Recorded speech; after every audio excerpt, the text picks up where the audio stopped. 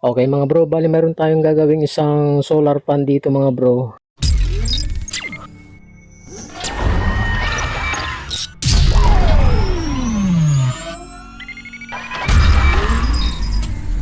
Ayan, bali ang problema nito, sabi ng may-ari ay ayaw na daw umikot. Ayan. So, ang dahilan niya dito mga bro ay nasira na daw yung kanyang switch. Ayan, susubukan nga natin kung okay yung kanyang switch mga bro. Tusukin natin dahil kung ito, di push button.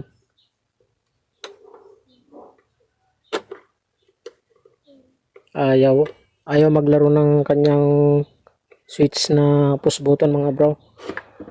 Okay, subukan natin sa kuryente kung pwede.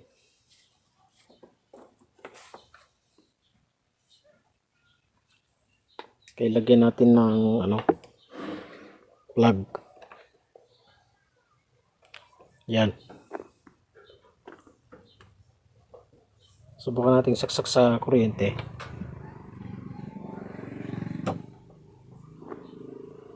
Okay. Nag-charge naman siya mga bro. Ayan o. Subukan natin yun yung kanyang fan. Ayan, umikot naman mga bro. Number 2. Ayan, number 2, number 3. Okay naman mga bro kapag sa kuryente. Ayan, so medyo patagalin natin mga bro kung magcha-charge yung kanyang battery. Okay, medyo matagal na mga bro, mga 15 minutes. Subukan natin tanggalin sa saksakan kung gagana yung kanyang battery. Ayan. Subukan natin pindutin. Ayun. Hindi gumana mga bro. Ayan, tignan natin yung kanyang battery. Tanggalin na muna natin.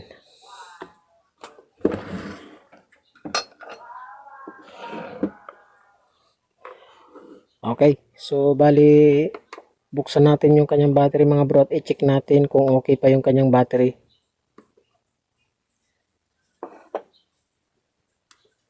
Yan. Okay, sikotin lang natin.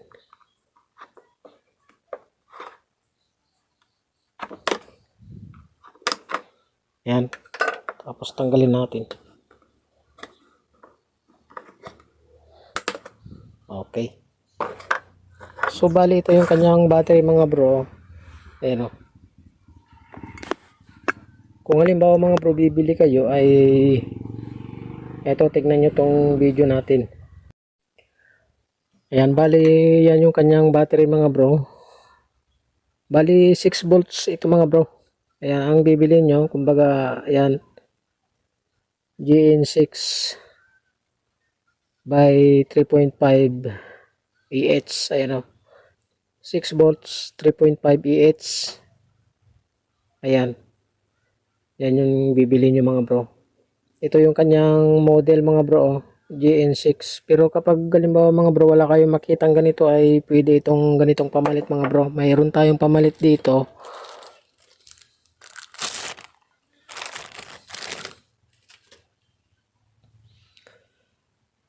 Ayan, ito yung pamalit natin mga bro. Ayan, 6 volts, 4.5 EH naman yung ipapalit natin. Ayan o. Pero para sila ng mga bro size. Yan, compatible siya dito sa natin. Solar pan. Ayan o, sakto o. Ayan, tanggalin na natin yung terminal at subukan natin palitan yung kanyang battery. So, bago itong battery mga bro, check pala natin kung mayroong laman o may karga.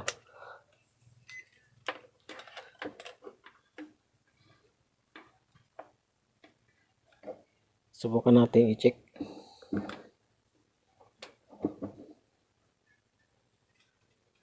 Meron siyang 6.45. Okay, may laman. So, check nga natin mga bro yung battery pala ng solar pan na repair natin yung dating battery niya. Subukan natin ilabas.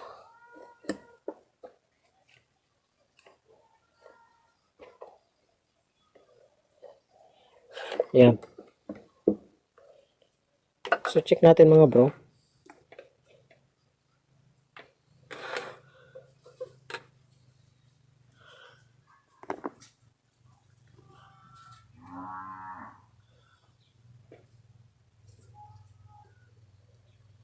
Nako. 00 mga bro. 0.008 lang ako yung kanyang laman. Ibig sabihin mga bro, hindi na ito nagcha-charge. Ayan, nung sinubukan natin kargan kanina, wala, hindi nag-charge. So, ang mangyayari talaga dito mga bro ay palit talaga. Papalitan na natin.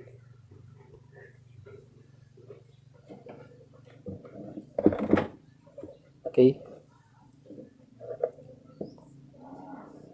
Hugutin na natin. Ayan. At palitan na natin ng battery.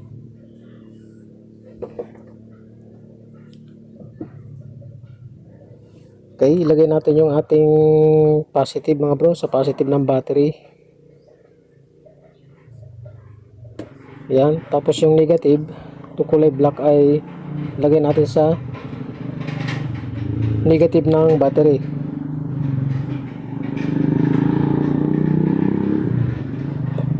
Okay. Subukan natin isalpak.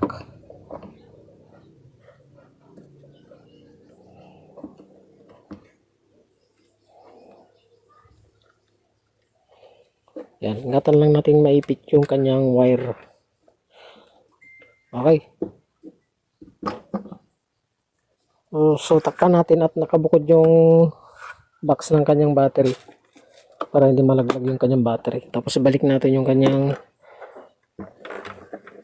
screw.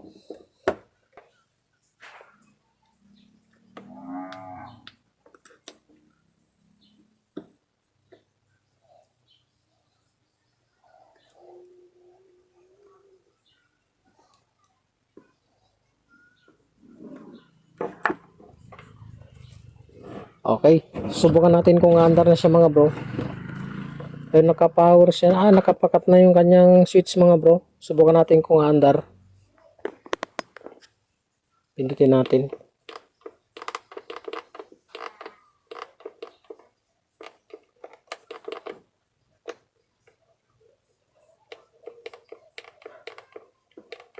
Ayaw mga bro. So ayusin pa natin yung kanyang switch mga bro. Subukan natin baklasin. Baklasin ko muna. Okay mga bro, nabaklas ko na mga bro yung repair natin na solar pan. Ayan na oh. Ayan, bali tinanggal ko na rin yung kanyang board mga bro. Ayan, tapos ito na yung dating pindutan niya oh. Ang mangyayari mga bro ay babaklasin na natin yung dating switch niya dahil hindi na gumagana. Ayan oh. Hindi na ano, nag on off. Ito oh. Ayan, hindi na lumalagitik. Kaya ang mangyayari, papalitan natin ng panibagong switch. Yan, ito na lang. Nilagyan ko na lang ng dalawang wire. Yan, tapos kukunik natin doon pag nabaklas natin yung dating switch niya. Okay. Baklasin natin mga bro yung dating switch niya. Yan, ito. At dito natin ihihinang yung ano, dalawang wire.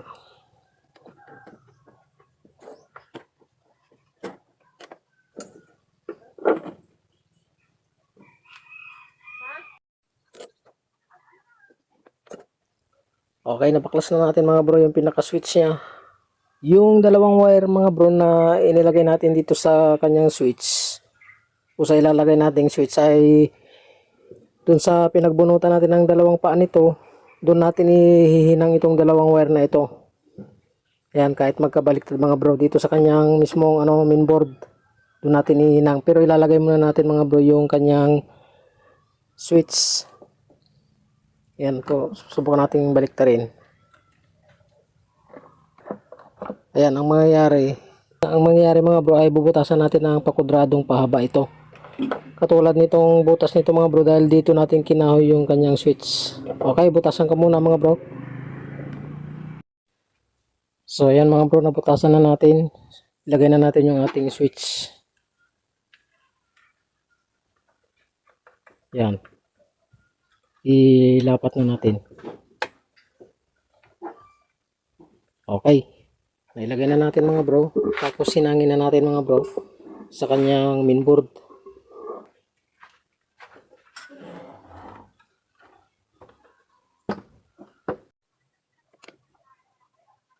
Okay, nalagay ko na yung mga screw mga bro na 4.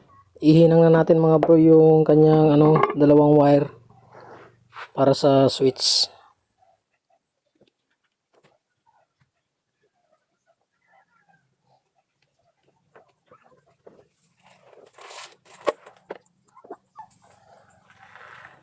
Okay, nahinang na natin mga bro.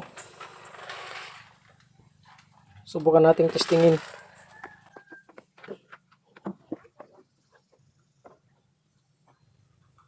Naka-on pala mga bro.